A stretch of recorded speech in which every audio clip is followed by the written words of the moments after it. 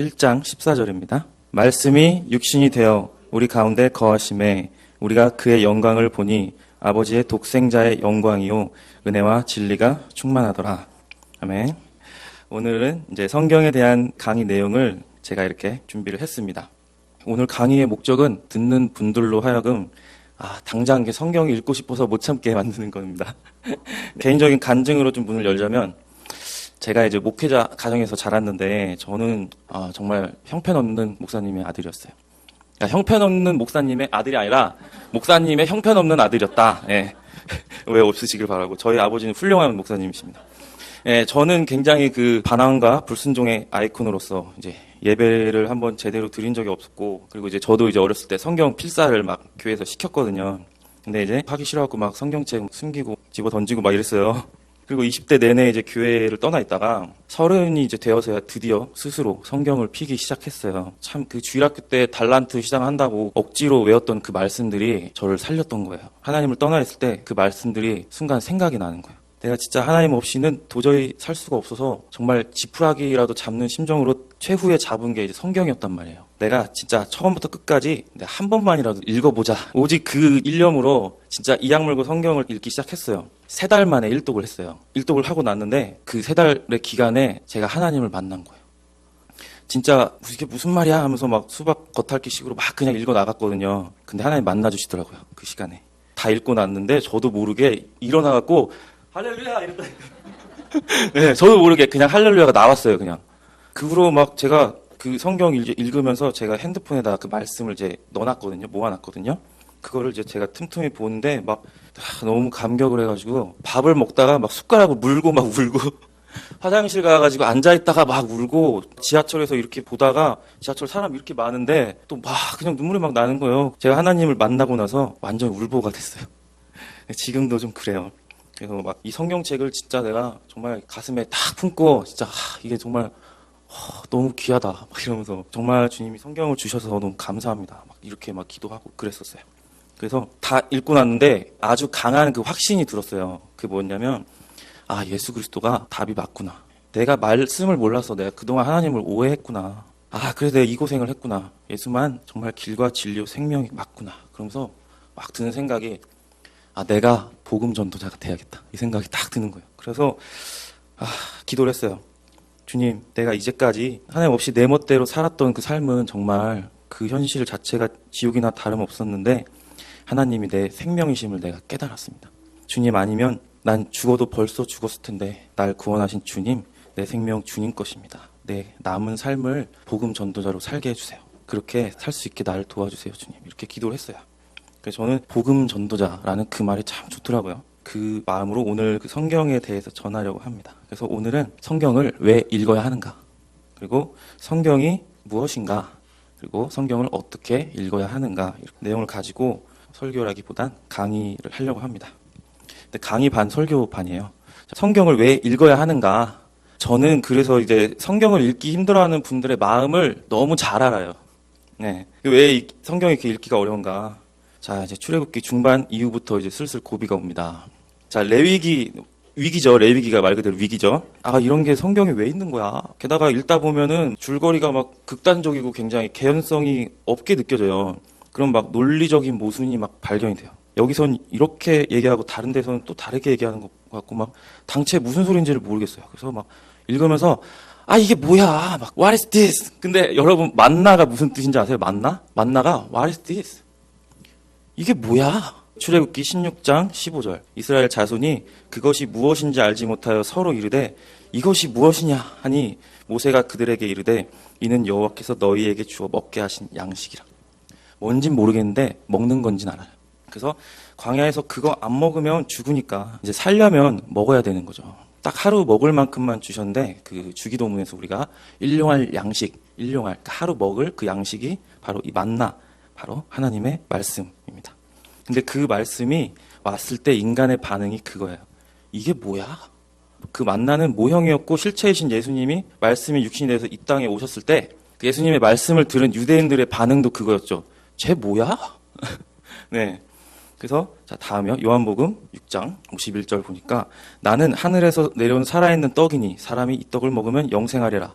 내가 줄 떡은 곧 세상의 생명을 위한 내 살이니라 하시니라. 그러니까 이제 유대인들이 서로 다투며 이 사람이 어찌 능히 자기 살을 우리에게 주어 먹게 하겠느냐. 예, 그런데 먹어야 사는 거죠. 안 먹으면 죽어요. 요즘 이게 성경을 보다 보니까 이게 좀 어휘가 어려워서 그렇지 막 그렇게 못 알아듣게 쓰여진 것도 아니더라고요. 하나님이 정말 다 가르쳐 주셨더라고요. 정말 세세하게. 이렇게까지 알려줘도 되나 싶을 정도로 인간이 몰라도 되는 거 빼고는 다 알려주셨어요. 너무 재밌고 너무 막 벅차고 막 이러는 거예요. 제가 이거를 막 못 보고 정말 소경으로 이렇게 살았던 시간이 있었던 만큼 이제는 이게 보인다는 게 너무 감사한 거예요.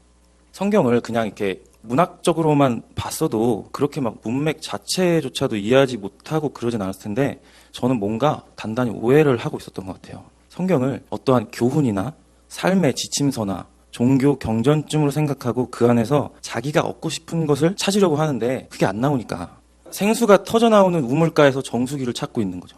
그래서 성경을 딱 펴자마자 천지창조 나오고 노아홍수 나오고 족보 얘기 나오고 이러니까 조금 읽다가 많은 거예요. 내가 찾는 게 안 나오니까. 그러다가 딱 뭐 한 구절 이렇게 형광펜으로 딱 그어놓은 게 이제 좀 멋진 문구 있잖아요. 좀 격언 같은 거. 내 시작은 미약하였으나 내 나중은 심히 창대하리라 이런 거. 제가 그랬다고요, 제가. 그래서 성경이 그렇게 귀한 건지 몰랐어요. 그러니까 집어던졌죠. 민수기 21장 5절 말씀 이렇게 보면 백성이 하나님과 모세를 향하여 원망하되 어찌하여 우리를 애굽에서 인도해내어 이 광야에서 죽게 하는가. 이곳에는 먹을 것도 없고 물도 없도다. 우리 마음이 이 하찮은 음식을 싫어하노라. 네. 그래 제가 이 하찮은 책 이러면서 이게 던졌겠죠. 네, 제가 그랬습니다. 하나님이 보아도 보지 못하고 들어도 듣지 못하게 하셨어요. 감춰 놓으셨어요. 참 신기한 게 아무리 똑똑하고 학식이 뛰어난 사람도 못 알아듣는 사람은 죽었다 깨나도 못 알아들어요. 성경을. 그 도올 김영옥이라는 그 철학 교수 혹시 아세요? 그 교수가 EBS에서 요한복음 그 강해를 했어요. 그거 혹시 보셨어요? 저도 잠깐 봤어요. 이 요한복음 안에는 굉장히 그 헬라 철학, 그 서양 철학 사상이 짙게 깔려 있어요. 그 이원론 사상이.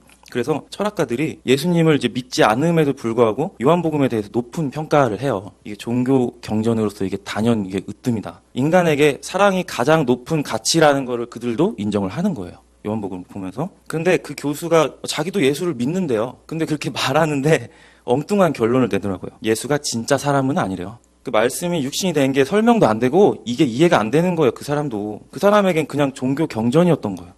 이 종교라는 것은 무슨 뜻이냐면 으뜸, 종, 가르칠 교. 그러니까 으뜸되는 가장 높은 가르침인데 기독교는 교훈으로 끝나는 그런 종교 아닙니다.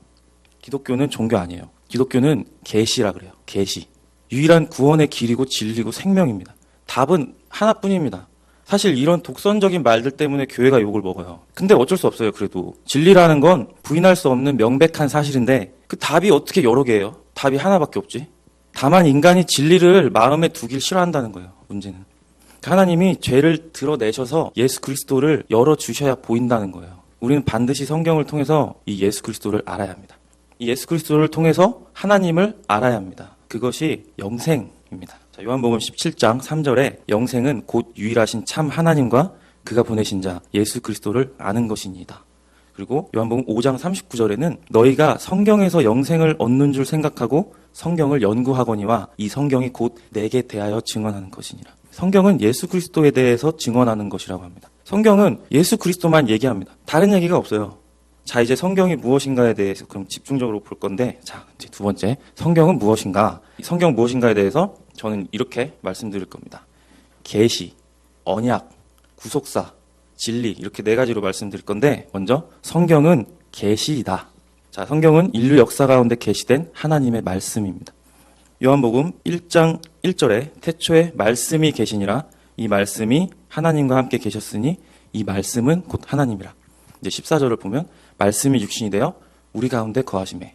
태초에 계셨던 그 말씀이 육신이 되어 우리 가운데 거하신다. 자, 여러분, 계시가 뭐예요? 계시. 계시가 뭔지 한번 그럼 요한 계시록을 한번 볼까요? 1장 1절. 예수 그리스도의 계시라 이는 하나님이 그에게 주사 반드시 속히 일어날 일을 그 종들에게 보이시려고 그 천사를 그 종 요한에게 보내어 알게 하신 것이라. 보이시려고 알게 하신 것입니다. 계시의 반대는 뭘까요? 네, 이게 신학교 개그라고 해서 계시의 반대는 안 계시. 네, 예, 계시는 하나님이 계신 거고 계시의 반대는 안 계시, 하나님이 안 계신 거. 네, 이런 이제 몹쓸 개그를 좀 많이 합니다. 자, 계시의 반대가 뭐냐면 비밀. 로마서 16장 25절을 보면 나의 복음과 예수 그리스도를 전파함은 영세전부터 감추어졌다가 이제는 나타내신 바 되었으며 영원하신 하나님의 명을 쫓아 선지자들의 글로 말미암아 모든 민족으로 믿어 순종하게 하시려고 알게 하신 바, 그 개역 개정에는 신비라고 되어 있는데 개역 한글에는 비밀이라고 되어 있어요. 그 비밀의 계시를 쫓아낸 것이니. 자, 비밀은 뭐냐면 헬라어로 미스테리온이라고 해서 보자기로 덮여 있다라는 뜻이에요. 계시는 그 감춰져 있던 것을 드러내다, 이런 뜻이에요. 그래서 성경은 누군가에게는 비밀이 되고 누군가에게는 계시가 돼요. 사도 바울은 로마서에서 말하기를 모든 민족으로 믿어 순종하게 하시려고 이제 드러내셨다고 합니다. 자, 여러분, 성경은 마치 연애 편지 같아요. 예를 들어 연인이 미국에서 이렇게 편지를 보내왔어요. 그 편지에는 발신자와 수신자만 알 수 있는 내용들로 가득해요. 그 데이트했던 추억이 있고 그 대화했던 그 내용들이 어떤 비유법이나 상징 언어들로 마치 암호처럼 기록이 돼 있어요. 약자나 이렇게 애칭을 써가지고 누가 누굴 말하는 건지를 모르겠어요. 다른 사람이 보면 이게 무슨 말이야 못 알아들어요. 그거를 이제 문학적으로 묵시문학이라 그래요. 묵시문학. 그래서 대표적으로 이제 신약에는 요한계시록, 이게 그런 묵시문학에 해당이 되고, 구약에는 다니엘, 에스겔, 스가랴, 그리고 이제 시가서 중에 아가서가 이런 묵시문학에 해당이 되는데, 그러니까 우리는 요한계시록을 봐도 못 알아듣는데 이거 번역된 거를 보잖아요. 근데 초대교회 성도들은 알아들었단 말이에요. 그걸 보고. 그리고 유대인들은 이제 구약의 그 묵시문학들을, 예를 들어 아가서 같은 것들을 보면 뭘 얘기하는지 알아들어요. 근데 구약을 알아들어도 실체이신 예수를 못 봐요. 이게 비밀인 거예요. 그러니까 그게 계시가 되지 않은 거죠. 그래서 이 계시라는 것은 오늘날 우리에게 그 초월적인 영원에 존재하시는 하나님이 이 현실 세계 한복판에 서 있는 나에게 말씀으로 영의 눈을 딱 열어주시면 우리가 그 성경의 역사를 통해서 내 과거가 해석이 되면서 미래가 쫙 열립니다. 그러니까 과거가 현재를 관통하면서 미래를 비추는 것이죠. 그러면서 하나님의 경륜이 깨달아지는 거예요. 하나님의 계획이. 그걸 뭐라 그러냐면 비전이라고 해요. 그냥 우리가 내가 되고 싶은 거, 내가 꿈꾸는 거 이런 게 비전이 아니라 하나님께서 그 역사를 통해서 하나님의 섭리를 깨닫고 그것이 현재를 통해서 미래를 쫙 열어주시는 것. 그것을 계시라고 합니다. 예언이라고 해요. 그래서 그게 바로 성경의 예언이에요. 언제가 종말인지 맞추는 그런 게 예언이 아니고요. 그래서 많은 이단들은 이 종말 가지고 이제 사기를 막 치잖아요. 근데 성도들은 성경의 계시를 통해서 성경을 보면 주님이 내가 다시 올 때까지 이렇게 하고 있어. 이렇게 성도들에게, 교회에게 이렇게 다 알려주셨어요. 그래서 예수님의 말씀을 잘 듣고 그렇게 예수님 준비하고 자신을 성결하게 하고 주님을 소망하면서 기다리는 거죠. 우리 성도들에겐 그날이 도적같이 오는 게 아니에요. 그러니까 주님과 상관없이 살았던 사람들에게나 도적같이 정말 준비 안 돼 있는데 갑자기 찾아오는 거지. 우리는 주님을 소망하면서 주님을 기다리면서 주님 어서 오세요. 이렇게 기다리는 거죠. 그렇게 약속을 하셨어요. 성경에. 자, 그래서 두 번째, 성경은 언약이다. 베리트라고 합니다. 자, 성경은 언약책입니다. 언약은 그러니까 말씀으로 약속을 하는 것이라고 풀이할 수 있겠는데 성경을 보면 피로 맺는 약속이에요. 이 언약이라는 뜻의 베리트는 자르다라는 뜻으로 자르다, 어떠한 계약 행위를 가리킵니다. 창세기 15장에 보면 이제 하나님께서 그 아브라함과 계약하시는 그 장면이 나와요.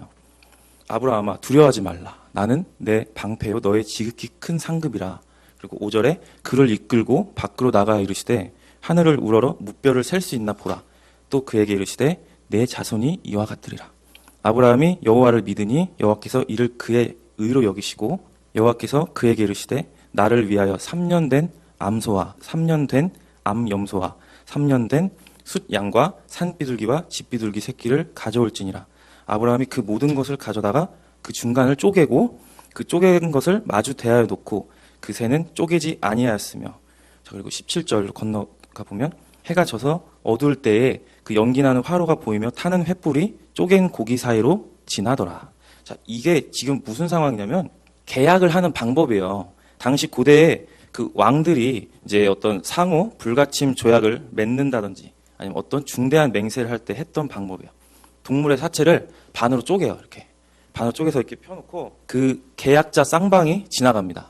그 사이를. 그 의미는 이 계약을 어길 시에 이 동물처럼 된다는 것을 암묵적으로 동의를 하고 있는 것이죠. 아브라함이 하나님께서 그 일을 시키실 때 그게 뭐 하는 건지 아주 잘 알고 있었겠죠, 아브라함은. 하나님이 지금 나랑 계약을 하자고 하신다. 그런데 하나님만 지나가십니다. 아브라함이 먼저 아들을 달라고 한 적도 없고 땅을 달라고 한 적도 없는데 하나님이 짠 하고 나타나셔서 일방적으로 약속하시고 하나님만 지나가신단 말이에요.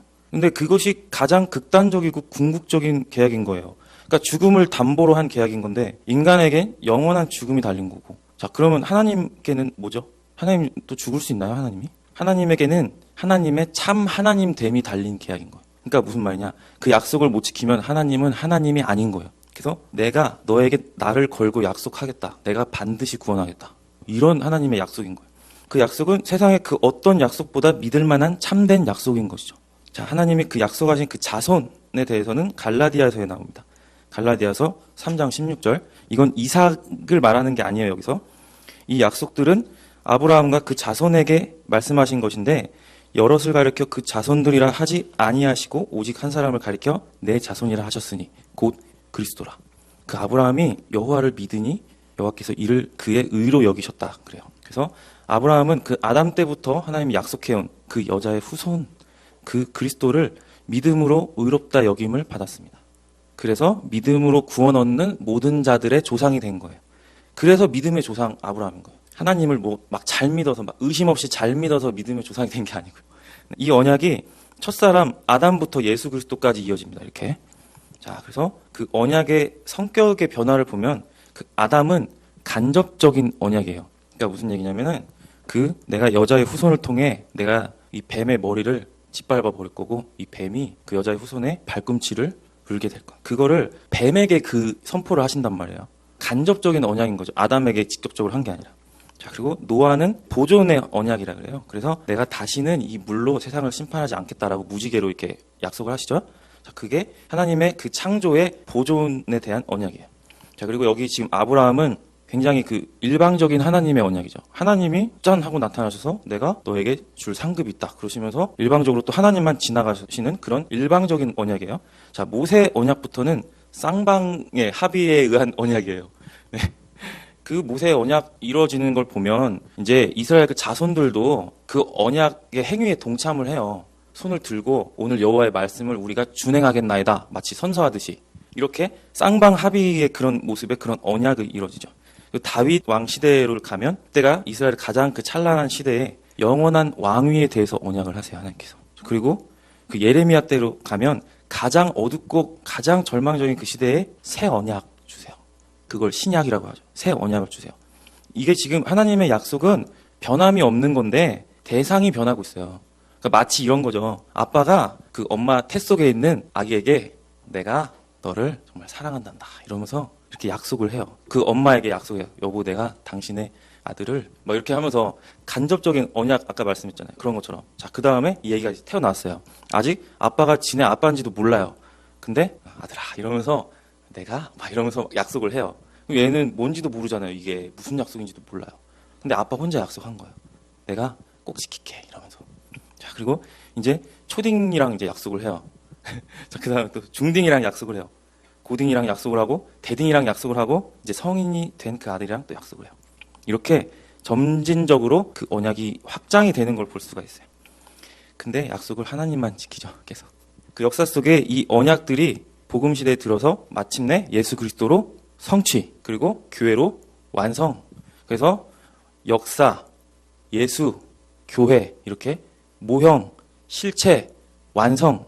자, 이런 구조로 돼 있어요. 그래서 구약의 역사 속의 그 표적들은 전부 예수 그리스도를 모형하고 있는 거예요. 예를 들어 모세가 있잖아요. 모세가 이스라엘 백성을 출애굽시켜서 그 율법을 받고 광야를 지나고 가나안 땅에 들어가기 직전에 모세가 죽잖아요. 못 들어가고 그 코앞까지만 인도해 놓고 거기서 죽잖아요. 그 다음에 여호수아가 그 2세대를 데리고 그 땅을 들어가죠. 자, 예수님이 이 땅에 오셔서 그 율법의 저주를 안고 죽어버리셨어요. 그 다음에 죽으시고 부활하셔서 이제 우리를 그 안식의 땅으로 데리고 들어가세요. 그러니까 모세는 예수 그리스도의 반쪽짜리 모형인 거고 여호수아도 예수 그리스도의 반쪽짜리 모형인 거죠. 이런 구조가 되게 많아요. 다윗과 솔로몬을 봐도 그래요. 다윗 왕이 성전을 못 짓고 죽어요.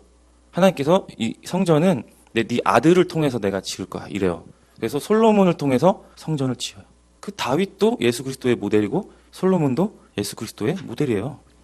그 역사가 예수를 관통하면서 미래가 쫙 열린단 말이에요. 이 3단 구조가 구속사의 구조입니다. 자, 세 번째, 그 성경은 그래서 구속사이다. 구속사라는 말은 구원하고 속량하는 역사다.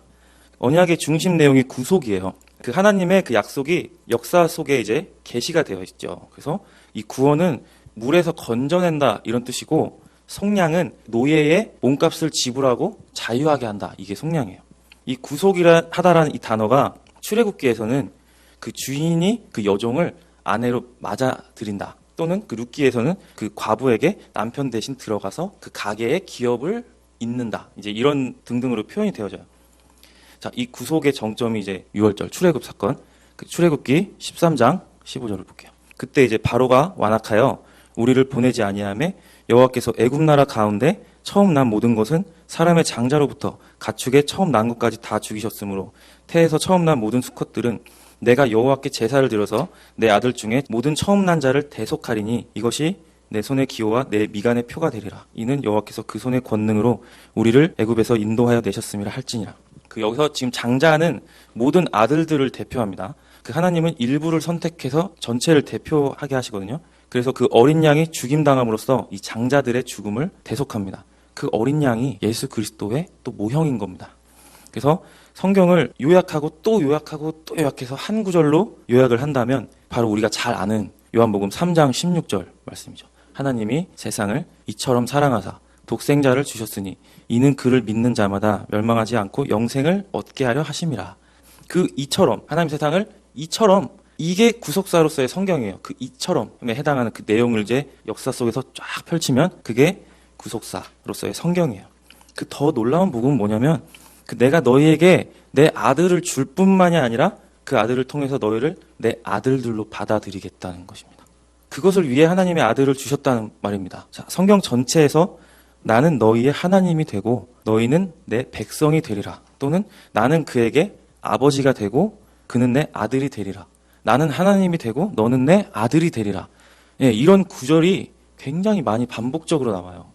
로마서 8장 15절을 보면 너희는 다시 무서워하는 종의 영을 받지 아니하고 양자의 영을 받았으므로 우리가 아빠, 아버지라고 부르짖느니라. 성령이 친히 우리의 영과 더불어 우리가 하나님의 자녀인 것을 증언하시나니. 이렇게 돼 있죠. 자, 성령. 이 아들의 영을 받으면 하나님을 아버지라고 부르게 됩니다. 아, 나의 하나님, 나의 아버지시구나. 내가 하나님의 아들이구나. 야, 이 편지가 이게 나한테 보낸 편지구나. 깨달아지고 비로소 예수를 나의 구주로 영접하게 되는 놀라운 은혜를 받게 됩니다. 이것이 성령께서 하시는 일입니다. 그는 진리의 영입니다. 자, 하나님의 자녀들을 진리 가운데로 인도하십니다. 그 모형을 보며 실체를 깨닫고 완성으로 나아가게 하십니다. 자, 그래서 이 창세기부터 계시록까지 구속사 전체를 보며 하나님의 계획을 깨닫고 이제 하나님의 영광을 위해 살아가는 존재가 되는 것이죠. 많은 분들이 하나님의 뜻을 찾습니다. 하나님의 뜻이 뭔지 모르겠어요, 목사님. 하나님의 뜻을 찾는데 하나님의 뜻은 성경에 다 나와 있습니다, 여러분. 네, 아멘이시죠? 다 나와 있습니다. 정말 다 나와 있어요. 진리의 영이신 성령이 그 성경을 통해 그것을 깨닫게 하십니다. 우리도 말씀이 육신이 되게 도와주십니다. 뭐냐면 육신의 존재에 이 하나님의 말씀이 영으로 들어와서 이 육신의 안에 이 거짓됨, 이 모순됨, 이거를 진리로 거룩하게 하십니다. 그렇게 살려내십니다. 자, 요한복음 6장 63절을 보면 살리는 것은 영이니 육은 무익하니라. 내가 너희에게 이른 말은 영이요 생명이라. 자, 하나님의 그 말씀을 영이요 생명이라 라고 이렇게 하고 있습니다. 그는 진리의 영입니다. 자, 네 번째 보면 성경은 진리이다. 네, 그 살리는 영, 그 진리의 영이신 성령이 우리 안에 오시면 우리가 그 말씀을 능히 행할 수 있습니다. 그래서 요한복음 17장 17절을 보면 그들을 진리로 거룩하게 하옵소서. 아버지의 말씀은 진리니이다 라고 예수님이 이렇게 말씀하십니다. 자, 인간은 진리로 거룩해집니다. 그 진리라는 말의 뜻이 뭐냐면 참이다, 참되다, 명백한 사실이다, 진실하다, 그런 뜻입니다. 그렇게 하나님의 말씀은 완전합니다. 자, 그러나 세상은 거짓 투성이고 인간은 모순 덩어리입니다. 자, 육신이 된 존재에 하나님의 말씀이 영으로 들어오면 내 안에 거짓됨이 드러납니다. 찔립니다. 죄인들에게는 하나님의 말씀이 불편해야 된다고요. 여러분, 마음에 편안함을 주는 구절만 찾아 읽고 계십니까? 그럼 편안해지던가요? 자유해지던가요? 자, 마태복음 10장 34절 보겠습니다. 내가 세상에 화평을 주러 온 줄 생각하지 말라. 화평이 아니요 검을 주러 왔노라. 자, 히브리서 4장 12절을 보면 그 검이 하나님의 말씀은 살아있고 활력이 있어 좌우에 날선 어떤 검보다도 예리하여 혼과 영과 및 관절과 골수를 찔러 쪼개기까지 하며 또 마음과 생각의 뜻을 판단하나니. 자, 여러분들이 성경을 제대로 읽으셨다면 예수님의 말씀이 검이 돼서 나를 찔러 쪼개고 부셔야 됩니다. 내 자아, 내 욕망, 내 안에 사탄, 이게 죽어야 내가 살아요. 이게 죽어야 내가 영으로 살아요, 여러분. 그래서 죄가 무엇인지, 의가 무엇인지, 심판이 무엇인지 우린 알지 못합니다. 근데 성령께서 오셔서 하시는 일이 그것을 밝히 알게 하시는 일이에요. 요한복음 16장 8절을 보니까 그가 와서 죄에 대하여, 의에 대하여, 심판에 대하여 세상을 책망하시리라. 죄에 대하여라 함은 그들이 나를 믿지 아니하며, 의에 대하여라 함은 내가 아버지께로 가니 너희가 다시 나를 보지 못하며, 심판에 대하여라 함은 이 세상 임금이 심판을 받았습니다. 하나님의 말씀 앞에 맞닥뜨리게 될수록 우리는 이 세상의 정체와 내 존재의 진상을 밝히 알게 돼서 죄가 뭔지, 의가 뭔지, 심판이 뭔지 깨닫게 하십니다. 말씀이 우리 안에 들어오면 내 자아와 부딪혀요. 심각한 모순이 발생된단 말이에요. 그 말과 행동이 일치가 안 돼요. 말은 내 믿는다고 하는데 행동은 믿는 행동이 아니죠. 교회에서의 나와 교회 밖에서의 나, 사람들과 있을 때의 나와 혼자 있을 때의 나가 다릅니다. 자기 안에 이중적인 자아, 위선적인 자아가 드러납니다. 우리의 죄됨이 낱낱이 발각됩니다. 수치스럽습니다. 그러면 또 나무 뒤에 숨을 겁니까? 아담과 하와처럼 또 무화과 나무로 옷에 입고 또 숨으시겠습니까? 그 삶을 그만 청산하십시오. 그 옷을 버리세요. 하나님은 그거 말고 네 행위로 의로운 척하는 거 그거 말고 이제 이거 입으라고 하십니다. 가죽옷, 예수의 죽음을 입으라고 하십니다. 피 비린내 나는 그 예수의 죽음. 그 피가 네 죄를 덮어서 너는 이제 의인이야 라고 하나님은 규정해 버리십니다. 처음부터 우리의 의가 아니에요. 하나님의 의를 십자가로 나타내시고 하나님의 자녀를 성령으로 인치십니다. 인치신다는 것은 도장 꽝 찍어버리는 겁니다. 이거보다 값진 선물이 어디 있어요, 세상에. 아멘이시죠. 그 은혜가 너무 커서 인간은 감당이 안 돼요. 의인의 삶을 못 살아냅니다. 난 의롭지 않은데 하나님 말씀은 자꾸 내가 의롭다고 하십니다. 그 짓골 하고 있는데 왕자옷 입혀놓으니까 이거 자꾸 벗고 다시 진흙탕에서 뒹구는 게 더 익숙하니까 다시 돌아가려고 하고 또 막 삽니다. 은혜랑 내 탐욕을 바꿔요. 복음을 면죄부로 만듭니다. 능력 없는 명목상 종교인으로 삽니다. 양다리 걸치고 삽니다. 그런데 예수를 안 이상 이제 세상 속에서 나는 더 혼란스러워집니다. 예수를 믿기 전보다 오히려 예수 믿고 다니 더 혼란스러워집니다. 이게 뭐야 하면서 내가 이 하찮은 음식을 싫어하노라 하면서 또 버려요. 확 집어 던져요. 광야에서 죽어갑니다. 또 죄가 주는 고통을 알면서 너무 쉽게 내 탐심과 맞바꿔 버립니다. 그런데 그 은혜를 깨달으면 깨달을수록 하나님이 얼마나 크신 분인지 깨달을수록 내 죄가 얼마나 깊은지 내가 얼마나 구원이 필요한 존재인지 깨달을수록 그 사람은 이제 하나님의 은혜에 붙들린 사람이 되어갑니다. 이제 막 살지 못합니다. 어떻게 막 살아요? 성령의 검이 그 하나님 말씀이 내 마음속에 이렇게 시퍼렇게 살아있는데 어떻게 막 살아요? 사랑하는 성도 여러분, 세상은 이미 심판 가운데 있습니다.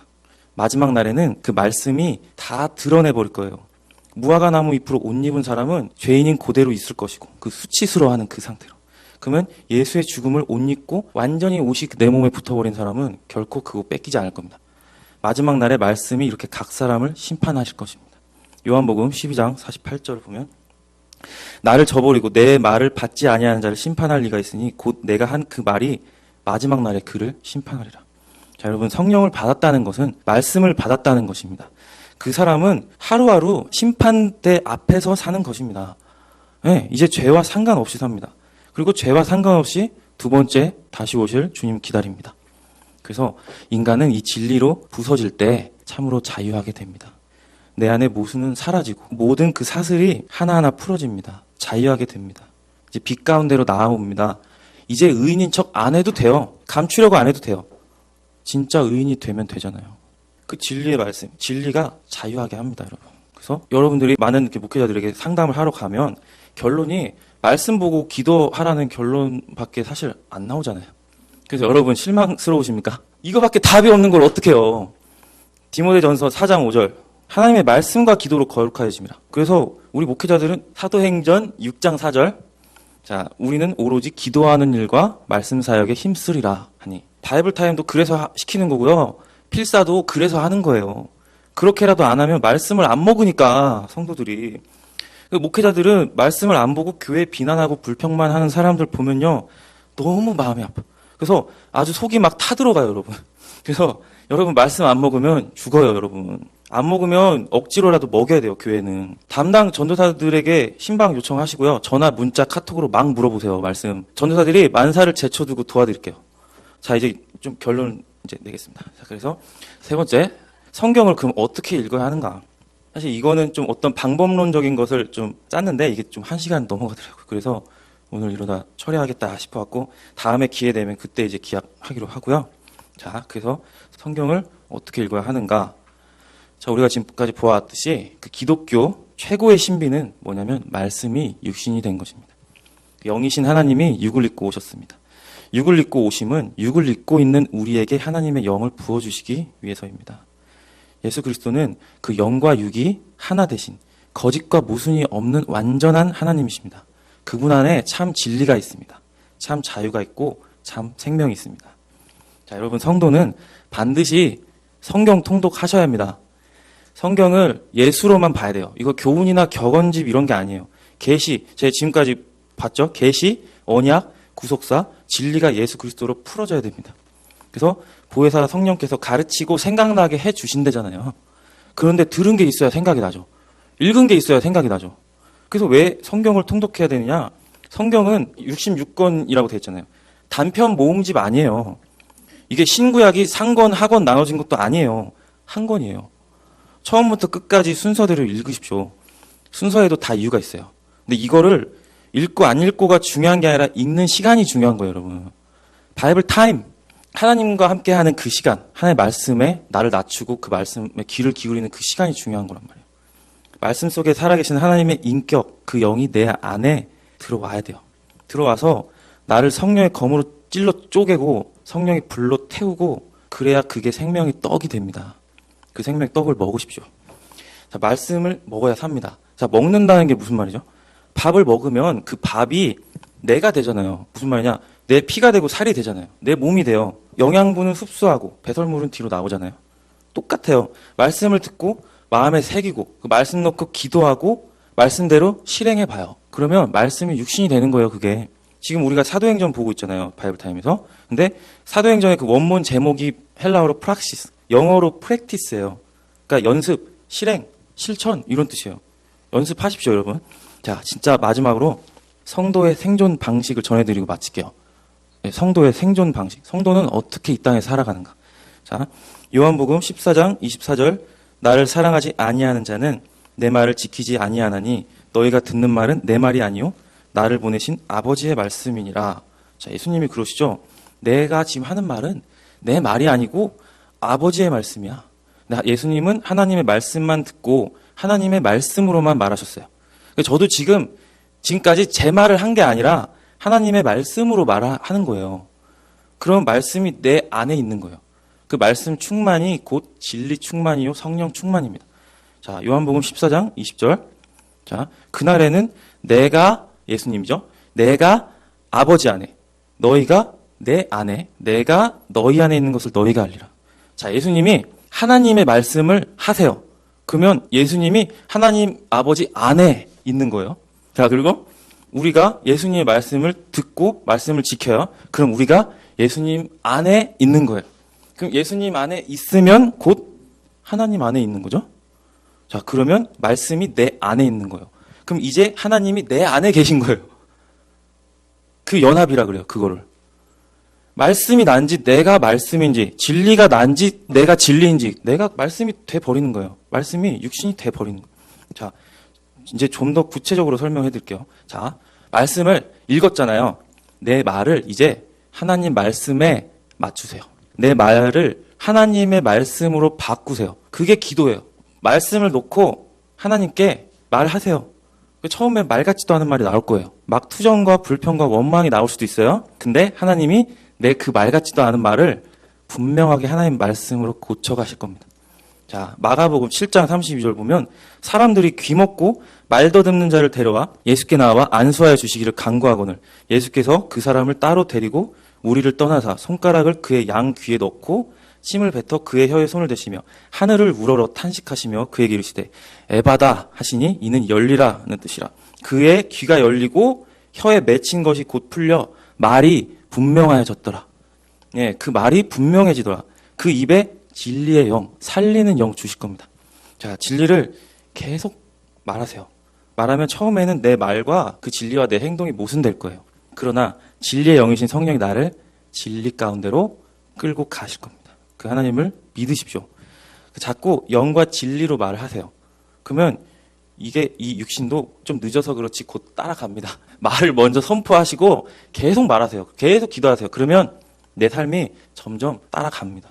자, 두 번째, 형제 자매들과도 같이 말씀 읽고 말씀으로만 말하세요. 자꾸 내 말이 나오려고 하면 그 입 틀어 막으세요, 여러분. 그 말 때문에 엄한 사람 죽어요. 말씀으로 영적인 교제를 하십시오. 백날 세상에서 있었던 그 육적인 얘기 해봐야 변화 없어요. 말씀 교제의 풍성함을 경험을 하십시오. 내가 받은 말씀 그리고 내 옆에 사람이 받은 말씀을 나누고 함께 기도하면 30배, 60배, 100배 됩니다. 그것을 맛보십시오. 교회에 오시면 다른 거 하지 말고 그런 영적인 교제를 나누십시오. 진리를 자꾸 말하면 내 안에 그 모순이 하나둘씩 정리가 돼요. 착착착착 이렇게. 그리고 진리로부터 멀어지게 되면 이 세상 속에서 거짓뿐인 세상 속에서 노란하게 되는 거예요, 여러분. 자, 그리고 세 번째, 제일 중요합니다. 아직 예수님을 알지 못하는 사람들에게 진리를, 예수님을 알려주세요. 내가 말로 할 수 없으면 아직 내 거 아닌 거예요. 여러분이 복음을 여러분의 말로 할 수 없으면 복음 아직 여러분 거 아닌 거예요. 남의 복음 말고 내가 복음 말고 나의 복음을 전하십시오. 주님이 날 어떻게 구원하셨는지, 주님이 나에게 어떤 말씀으로 나를 살려내셨는지를 글로 써보시고 정리를 하십시오. 그래서 말로 전하세요. 해보십시오. 자, 말씀 받은 성도가 말씀을 전하면 자기 말이 나가는 게 아니에요. 하나님의 말씀이 나가는 거예요. 성령의 검이 나간다니까요. 성령의 불이 나가요. 죄인의 마음을 찔러 쪼개고 태워요. 말씀이 제대로 나갔으면 둘 중에 하나예요. 사도행전 나오죠. 마음에 찔려 회개하든지 마음에 찔려 이를 바득바득 갈든지. 사랑하는 성도 여러분, 자, 양으로 머물지 마시고 얼른 목자가 되세요. 목회자만 목양하는 거 아니에요. 목자 되셔서 한번 양을 쳐보세요. 그러면 진짜 주님 마음을 온전하게 알게 돼요. 그 주님을 안 사랑할 수 없게 될 거예요. 세상은 다른 사람 죽여서 내가 사는 거지만 우리는 내가 죽어서 남을 살리고 그러면 그 사람도 살고 살아나고 나도 다시 사는 거예요. 복음전에서 영혼 살아나는 그 맛을 한번 보세요. 그러면 주님과 함께 그 성령으로 기뻐하는 그 기쁨을 아시면 중독됩니다, 여러분. 그 기쁨에 중독되면 삶을 통째로 하나님께 드리고 싶을걸요? 아멘? 네, 아멘 하신 분 그렇게 되실 겁니다. 네, 다 이렇게 복음 전도자가 되시기를 축복합니다. 자, 사랑하는 성도 여러분, 날마다 말씀을 먹고 말씀을 생각하고 말하고, 자, 첫 번째 하나님께 말하고 지체들과 말하고 불신자들에게 말하고 이렇게 말씀대로 살고 이 연습을 해보세요. 지금부터. 자, 우리 이 땅에서 죽는 날까지 그렇게 사는 거예요. 그게 말씀이 육신이 되는 겁니다. 말씀이 육신이 되면 육으로 살지 않고 이제 영으로 살게 됩니다. 그러면 그 영과 육이 온전케 됩니다. 날마다 일용할 양식을 먹으십시오. 그래야 삽니다. 안 먹으면 죽습니다. 기도하겠습니다.